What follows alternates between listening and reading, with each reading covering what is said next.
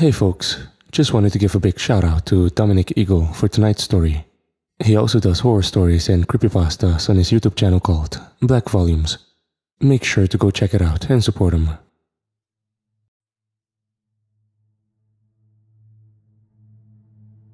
I am a scientist who digitally simulated the Big Bang, and I saw our universe's future.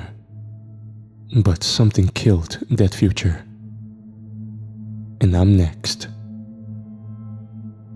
Dozen minus is the convergence point for every elite physicist and computer scientist on the planet. It is advantageous to be qualified in both disciplines, given that the agency prides excellence above all things. As a result, I flourished. After years of studying, I became a qualified physicist and a qualified computer scientist. And yet, during my studies, I scarcely learned anything. At dozen minus, on the other hand, I unearthed complex truths beyond even the most involuted university course. Truths better left buried. Things we aren't meant to know about reality. This unofficial organization accepts nothing less than perfection. We must exceed physically, mentally, and even spiritually. Long ago, I doubted the existence of a plane beyond the tactile realm. Today, however, I saw something which left me without a shred of skepticism. I should have feared the brutality of dozen minus. Our monstrous overlords value mankind's progression above mankind itself. They don't care about you. They don't care about the geniuses who make their dreams happen. We are expendable. Commodities measured by profitability. Nothing more, nothing less.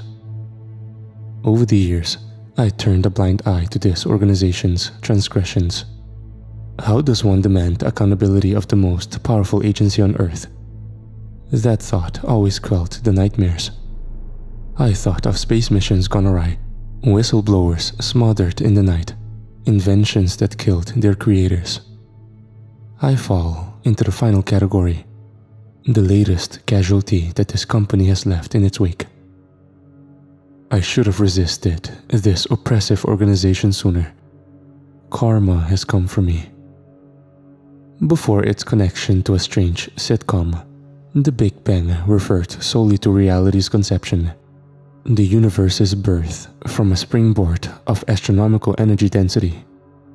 In the public sphere of science, there is so little that humans know about the universe. In the hidden laboratories of dozen minus, however, there is very little that we don't know about the universe. Alongside many employees of this sprawling company, I studied the science of the universe's formation. I studied so fastidially, in fact, that I felt confident of my ability to build the impossible. A replica of our universe. Marrying programming fluency with my knowledge of the universe's physical properties, I successfully recreated our universe in a digital simulation. It took 10 painful years, and it wasn't about building every last atom. I only needed to spark an identical Big Bang. Cause and effect did the rest. The implications of this simulation should not be understated. Think about what I just claimed. I have just proven the philosophical doctrine of determinism. All events have an external cause, and there is no free will. Not for us, at least. Yesterday morning, after a decade of laborious coding, I finished the program. I struggled to convince myself of that truth, but the numbers didn't lie. All I had to do was start the simulation. Hunched over my desk in crippling anticipation, I moved the cursor over the run button. My twitching right hand hovered over the mouse as I nervously eyed the screen. Part of me knew that I shouldn't click. It was a metaphysical taboo. It felt like playing God. But adrenaline surged through my finger, and I selected run. My monitor revealed a blinding burst of light. Every pixel on my screen caught fire, and the rate of growth, even at a slow simulation speed, was unfathomably fast. I watched my simulation, my creation, construct matter that identically matched our own reality. As the program ran at an incredible pace, countless known galaxies grew. It was our universe, there was no denying it. And there were untold oceans of space to explore. But I couldn't help coming back to our own. I'm human. We are, even at our strongest, such weak-willed things. I know it not to be so, but I view our luscious home planet as the center of everything. And on that exhilarating morning, I couldn't help but eagerly focus on the formation of the Milky Way. I spat through the simulation, and exuberant tears collected in my eyes. The solar system emerged in a display of indescribable splendor. Board members had been insistent on the inclusion of a visual component to my simulation. I had been neutral to the idea.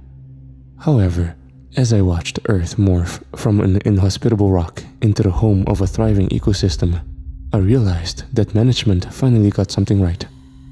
No, you got something right, Cooper. I reminded myself. It is time, Stefan Blom announced. The Swedish-born director of Dozen Minus is a figure that few ever see, or even meet for that matter. He is an abrasive man, a stoic statue who might have been respected if it weren't for his lack of empathy. In the name of advancement, he would scorch every man, woman and child on Earth. And if nobody stops him, that might well be your fate. Yesterday morning, on the day of my simulation's completion, the menacing director entered my office with every member of the board. He loomed behind my desk, casting a fearsome shadow over my desk. "Show me," he whispered. The man watched the conception of the universe over my shoulder. 12 people were crammed into my box-shaped workspace. I have never felt so observed. I try to conceal the free-willed bead of sweat trickling down my temple, or causally determined bead of sweat, should I say? "Very good, but I need to see Earth, Mr. Adler," the director coldly instructed. I nervously nodded, guiding the view away from galaxy formations. I typed nervously, and the simulation shifted its attention to our blue and green speck in the center of the solar system. "Good. What is this point on the timeline?" Director Blum asked. 13.7 billion years from the Big Bang," I answered. "We're seeing the present day. We're seeing mankind." The director finished my sentence. Viewing the planet from an aerial perspective of 50 feet, we witnessed the beginnings of humanity. Of course, at the simulation speed I'd chosen, history passed in a flicker. Neanderthals quickly turned to ash, and Homo sapiens seized the world's reins.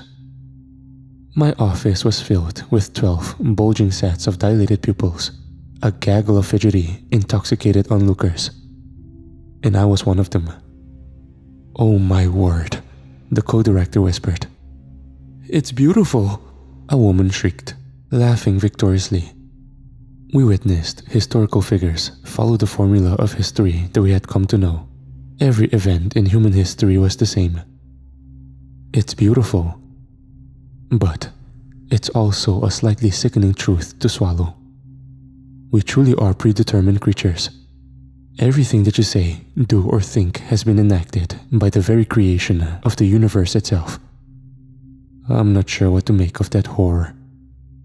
The notion of being a puppet. "Leave the room," Director Blum suddenly ordered. The members of the board sulked as they waddled out of my office, realizing they were about to miss the thing that had really drawn them there.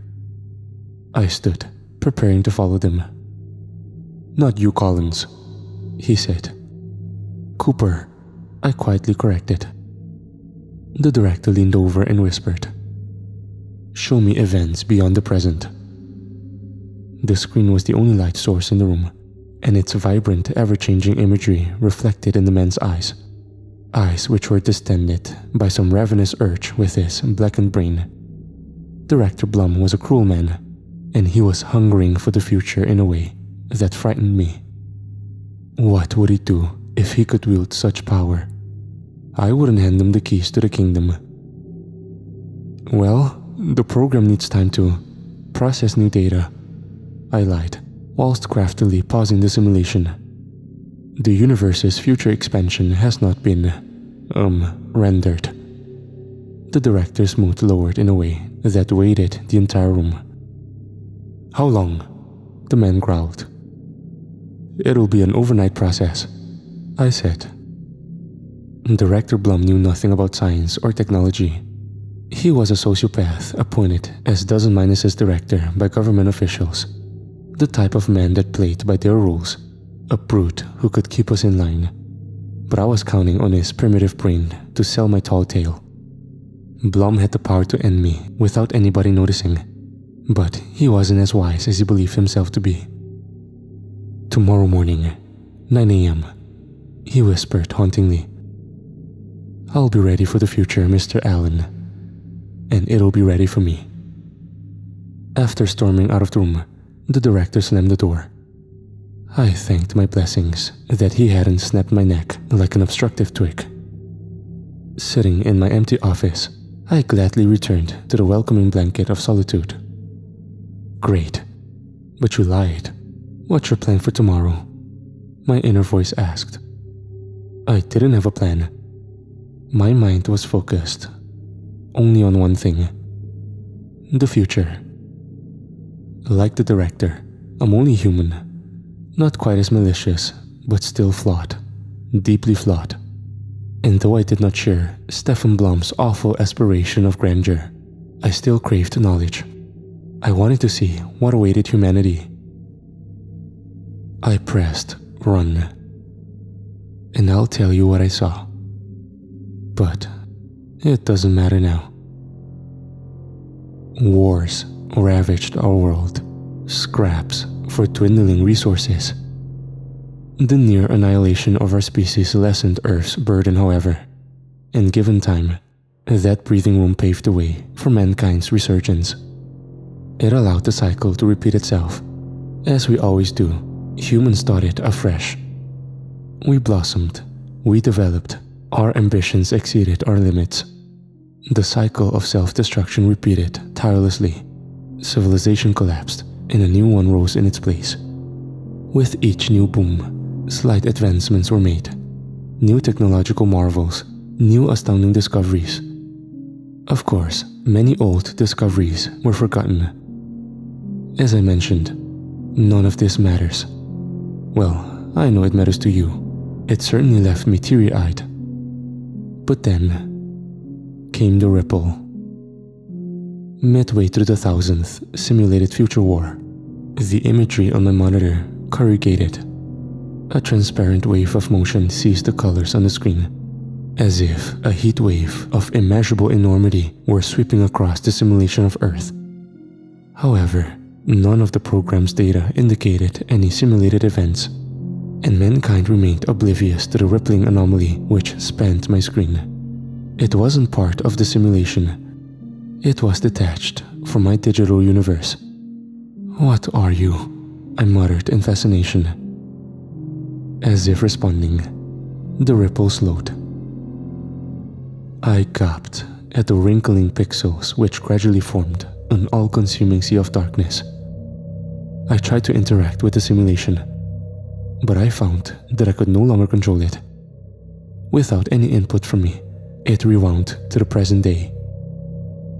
And then, the newly opaque waves began to slice through the pixelated matter of my simulation. Horrifyingly, my simulated humans remained nonchalant as the mega tsunami of biblical reckoning approached. They don't see it, I realized. Their tiny bodies were unceremoniously shredded by the tidal wave. The black rippling began to appear more like fingers, a hand laboriously tearing stubbornly elasticated strips of human meat to shreds. In the midst of the darkness, I managed to locate my simulated self. He was standing on the street before Dozen-Minus's headquarters, eyeing the approaching storm.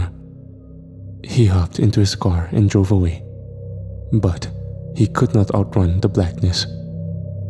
My simulated universe eventually became an endless void. Not a speck of light remained in sight. It ended at 4 in the morning on the 2nd of March. I looked at my real-life watch. It was already 2 in the morning. With fingers clutching the sides of my head, I watched the wave continue to dance with a dreadfully serene rhythm. Even after the destruction of everything, it lived. Something lived in that nothingness, and it seemed to be relishing in the prospect of my torture. "What are you?" I finally repeated in a trembling whisper. This time, upon hearing my question, the ripple did not slow. It started to quicken. Waves of absence created a shape of substance, a definable object, something the unknown entity deemed more comprehensible to a puny primate. A mouth, and the lips parted to reveal only deeper darkness. "I am your future," an unfeeling voice explained. "But not theirs." My mind unraveled at the horror of meeting a force beyond belief. The ripple was an impossibility, a question for once in my life that I could not answer. "What do you mean?" I breathlessly asked. The speaking lips, like a parting ocean, sent ripples of blackness across the screen. "You have seen what should not be seen," the voice replied. I gasped, voice fearfully cracking. "I didn't change. I won't change anything. I just wanted to see." "You could not change anything," the voice whispered. "All things have been written and rewritten." "Please," I begged. "There is no pleading," the voice stated. "There is only the natural course, the one that shall continue without you." Before I could utter another word, the ripple vanished, and when I tried to engage with the simulation, I was left with nothing but an error code. There was no time to contemplate what that meant. A thunderous clap sounded outside, the roar of reality's fabric tearing. I knew that to be so before I even left my desk. To be sure nonetheless, I rose from my chair and eyed the office window.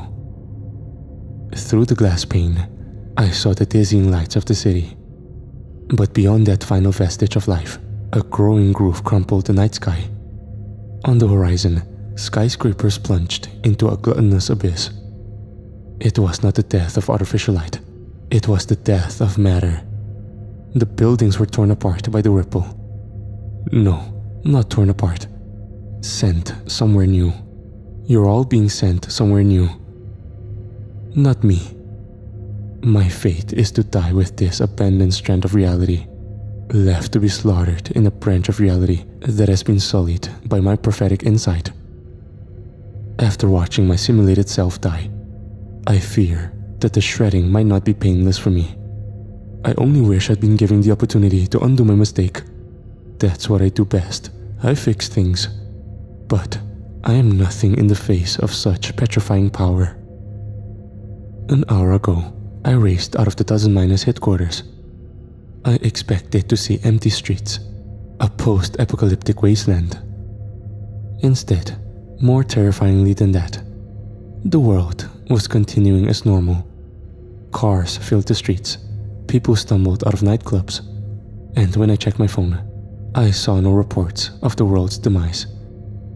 Yet, with my own eyes, I could see the end approaching. And it craved my end. I still hope so anyway. The alternative to death might be even more dreadful. "Excuse me?" I yelled, running towards a crowded street corner. "Do you see that?" A group of drunken ravers turned to face me, a distressed, middle-aged man pointing at the sky. One of them cast his eyes that was swallowing our city, an unmissable horror that was painstakingly dissembling reality, only to reassemble it elsewhere. "See what?" he asked. Though he couldn't see what I saw, he could still see me. I was still part of your world. I am part of your world. It's a steady transition, a steady erasure. "The shadow that's consuming everything!" I screamed in terror. The man paused, before raising an eyebrow and laughing. "I want what you're drinking," he slurred. His tipsy cronies laughed along, and I ran back to the doesn't-minus car park in despair. I hopped into my vehicle and drove away.